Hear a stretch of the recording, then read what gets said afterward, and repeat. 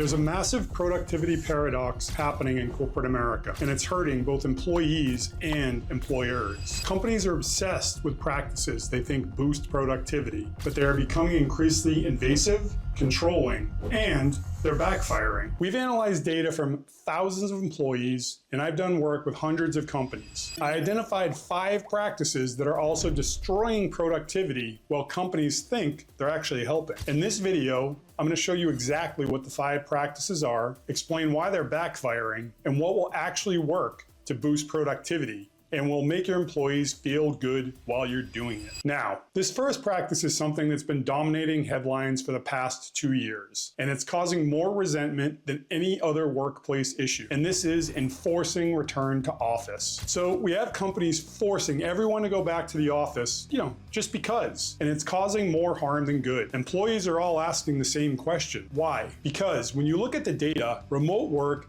didn't hurt productivity. A study by Stanford found that remote workers are 13% more productive than office workers. Researchers from the University of Pittsburgh examined S&P 500 firms. They found that return to office mandates hurt employee satisfaction, and it didn't actually improve firm performance. But companies keep saying we need collaboration or we need to build culture. At the end of the day, if the work is getting done, if projects are on track, and if clients are happy, forcing people back to the office is more a control play than anything else. However, forcing people back to offices is really just a surface problem. The second practice I want to talk about is even more invasive, and it's happening right now, even if you think your company doesn't do it. This one is always on culture, and it's kind of sneaky because most companies will deny they do it.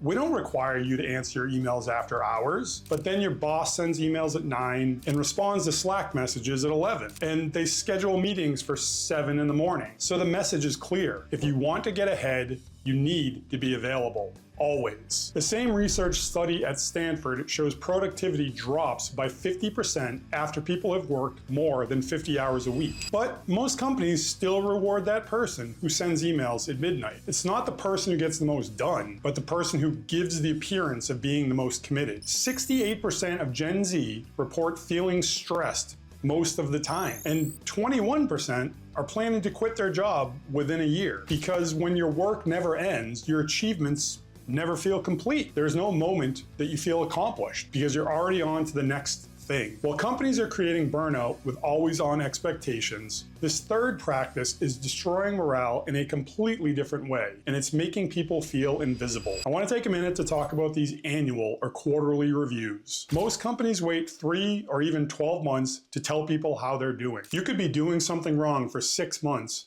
and nobody tells you. Or you could have done something amazing and nobody mentioned it until your annual review. However, the companies with real-time recognition see 31% higher productivity. Their employees know their work matters, and that makes them feel a sense of achievement and satisfaction. Now, the fourth practice is destroying productivity in an even more fundamental way, and 60% of employees hate it. What I'm talking about now is rigid 9-to-5 schedules. Most companies are forcing everyone to work 9 to 5. It doesn't matter if you're a morning person or a night owl. It doesn't matter if you're more creative at 6 in the morning or 10 at night. And the thing about this is, 60% of Gen Z reports feeling pressured to work during hours when they know they're not effective. Now, they're not being lazy. Their brain literally doesn't function well during some hours, but they have to perform being productive because that's when their boss is watching. This same person might do their best work at 7 at night or maybe 6 in the morning, but they aren't allowed to because